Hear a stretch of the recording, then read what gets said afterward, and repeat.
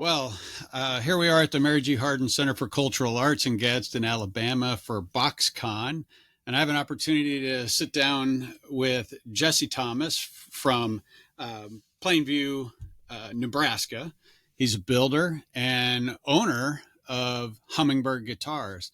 If you haven't seen his work, go on Facebook and look him up. He makes some great guitars. Jesse, thanks for taking some time to sit down with me. You bet. Really enjoy it. Jesse, you and I have known each other for probably about the last 7 years. And so it's great to be together again. It's not the first time we've been together. I think, as I recall, we've been together at the National Blues Museum. Yep. Back in 2019, 18 or 19. Somewhere around there. And then we were at St. Louis Cigar Box Guitar Festival. You drove down from Nebraska for that. So I got to see you there. And then here we are in Gadsden. That's great to be here. So, well, thanks for joining me. Wanted to just spend a little bit of time with you. I noted you have on the wall downstairs, and I guess for our audience, we're at the Mary G. Hardin Center for Cultural Arts. It's a museum here in historic downtown Gadsden, Alabama. And we have a permanent cigar box guitar display downstairs. The museum has dedicated an entire wall, and it's a pretty big facility, but they dedicated an entire wall near their performance stage to our displays. And we have about 60 builders from around the United States who've provided builds to be represented on that wall. It looks great too. And you have a bass guitar that I saw in particular. Yes. That I really like. You want to talk a little bit about your bass guitar? Sure. That's actually made from a Cohiba box, cigar box, that when my girlfriend and I, Jessica and I, went down to St. Louis for the National Blues Museum in 2019 or whenever that was, we stayed at the Missouri Athletics Club downtown, which is fairly close to the Blues Museum. And I got that box there. Mm-hmm. And the oil can guitar that I submitted to the National Blues Museum, this bass guitar, the heel that the neck attaches to is a remnant from the neck of that oil can guitar. So I just thought it was just meant to be in this display. So just kind of, revolving door, Yeah, I love it. And so when I looked at it, I noted the color scheme on it, which when I saw it, I didn't even have to see a name tag on it. And there is no name and there tag. is none, but I knew it was your guitar on the wall. And that's because, I've followed your builds online, and there is a definite style in both your headstocks as well as actually in my mind, your builds themselves. But this particular bass is a standard length bass. And why don't you walk us through the color scheme? And it's a Cohiba box. You already pointed that out. Yeah. So it's a, I wouldn't say large box, but as far as cigar boxes go, it's big enough to house the components of a full scale bass. And the box itself is solid mahogany, I believe. And the font on it is black with a red dot. So I kind of incorporated that on the headstock. I painted the headstock black and put a little red dot in it. And it's got DR Black Beauty bass strings on it. So if I would have thrown regular, nickel or whatever bass strings on it, I think it would have thrown everything off. The whole look wouldn't have been the same. Sure. I agree with you. I mean, it was a great stylistic choice, and I haven't heard you play it yet, and I'm sure it'll get played at some point. But I note you also, why don't you tell our listeners what you put on all your guitars, and this time your logo is on the back. Tell us about your logo. The logo is actually, so I started building, maybe I'm going fast forward a little bit, but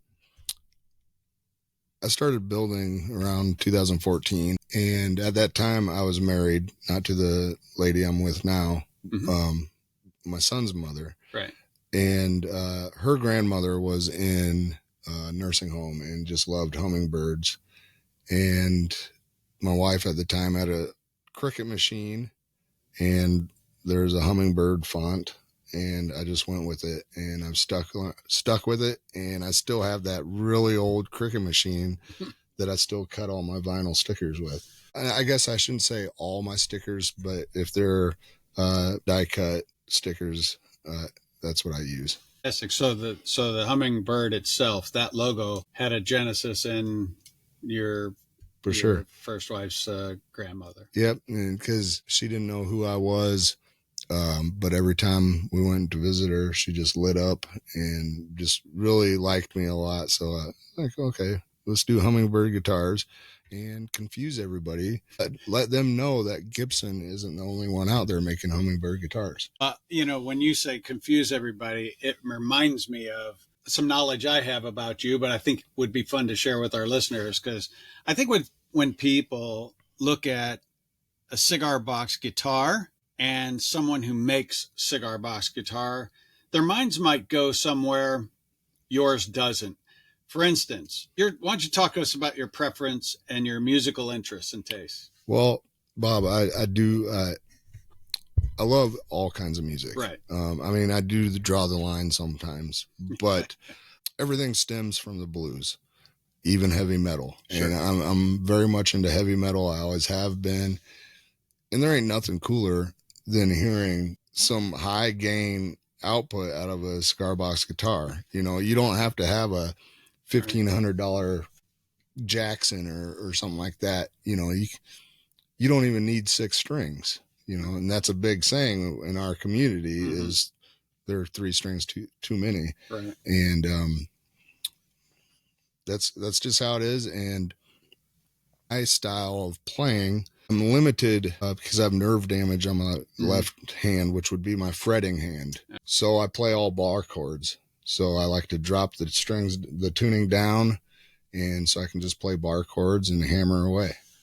Again, in my mind, and I've talked to a couple other builders, and you're right.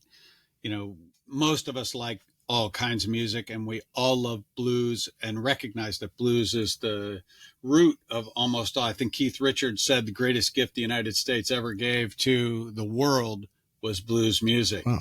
And, the Rolling Stones loved Muddy Waters and would go see him play in Chicago. Yeah, Keith Richards was at Muddy Waters' birth. Yeah, so I'm certain of it. Just, I mean, you can look at him and know he was. But at any rate, but here you are saying that you have a preference and an affinity anyway to heavy metal. Sure. And that's not something we often hear, because most other folks, like, for instance, I talked to Russ Wellington already, and I think that was back on episode 5 of this show. But Russ was telling me almost what I would have thought, right? Russ is into country music, but country music because of its blues roots. Sure. And, in his mind, he loves Dean Martin. He loves some of the old Italian classics his parents would play, and country music, certainly. But here you are, kind of the other, you're pegging the needle at the other end of the spectrum with a love for and appreciation for heavy metal. So if any of the listeners are aware of the band Sepultura or Soulfly, their frontman, his name is Max Cavalera. He's South American, Brazilian maybe. This is heavy metal, and he only has 4 strings on his 6-string guitar. Sorry, and not too many people know that you can do just as much with those 4 strings. Yeah, because if you're chug-a-lugging, you're only hitting those top couple strings anyway. Yeah, I think I was just in a conversation about a half an hour ago with another musician, and we both were in agreement. Every time we talk to somebody about the guitar, they naturally go to a 6-string mindset. Mm-hmm.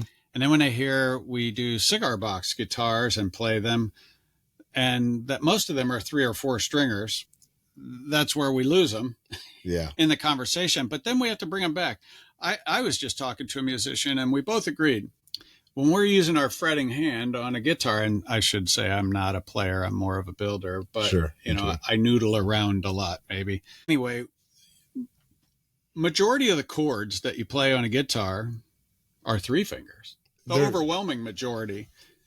A smaller number are four string chords. Right. And it's rare that some players, and I shouldn't say rare, some players will use their thumb to hit that bass string, right, on and try to use their thumb. But when they do that, they're not using the other four. They're using maybe three. Yeah. But the most you can really use is four, is my point where I'm going with that. So it doesn't surprise us, but it really shocks somebody who's a six-string player. Additionally, and it's not just guitars, you're taught something all your life. You know something all your life, and you're going to stick with that. And if something else comes along, you get intimidated or scared, or but as soon as, many builders can attest, if somebody has never played a cigar box guitar, no matter how many strings are on it, if they play it for their first time, they're always blown away. Right. Always. And they may not think I'm going to buy this thing or anything like that, but they're like, wow, I did not expect that. Right. And it's really cool. Yeah. Well, and I don't think most people know, maybe a couple, but most people don't know that Keith Richards only uses five strings. He removes a string and plays five string, and usually it's open G. Yep. Just not something most people think about or know, but he says he can do anything he needs. And we're here to let people know. That's what we're here to do. But okay. So a couple other thoughts I had, just learning a little bit about you as a builder. We talked about a little bit about playing and musical preferences, but as a builder, you do some really quality work, and I've seen time and time again on your page where people you've sold your guitars to are just blown away. I mean, they're works of art, true, but more importantly, they're great players. And so I was going to, in my mind, ask a couple of questions related to building from you as a builder. What's your least favorite part of building the guitars? Because you do a lot of them. Yeah, I would say the fretting, or if I got some different type of electronics that I'm not used to. Right.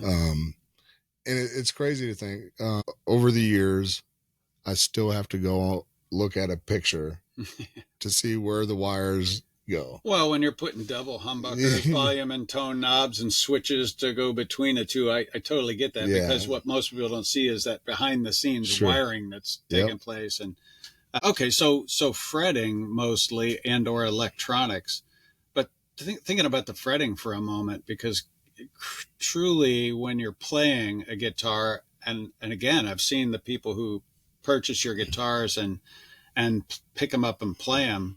I've never heard anybody complain about, the frets. And for our listener, a fret itself can be a real pain if it's not installed right, certainly. But they have sharp edges. You've got to round them over. You got to make sure they're all flush. There's a lot of work to get them to be like the ones you get off the shelf. Yep. And they got number one. I mean, I don't even think playability is number one. Safety is number one. So your fingers aren't getting cut. Yeah. 2 is comfort. 3 is playability, which playability is the result, really. The result. Yeah. Yes. And, I'm no expert, and I honestly don't do things. I mean, I do a lot of things, my own way without professional tools and stuff like that. And the steps I take to make them that smooth might be totally different than your traditional luthier. But I do make sure that they're nice, and I'm not saying they're all perfect, because they're not, and I've had to do some repairs, and that's just the whole thing about guitars, is they are always in need of maintenance, no matter who built it, where you got it from, where you live, how much it costs. It's just something that always needs maintenance. And some people don't understand that concept either.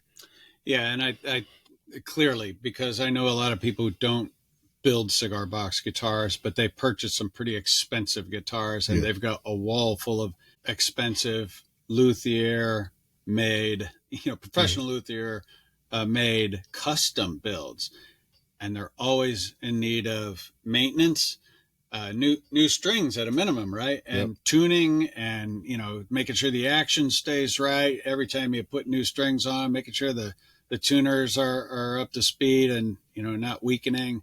I mean, there's so many things, not to mention the electronics or what have you. But I think in our case, you said, "Hey, I'm not a professional," but I would argue, Jess, that I've not only seen you make practically 100 guitars, if not more.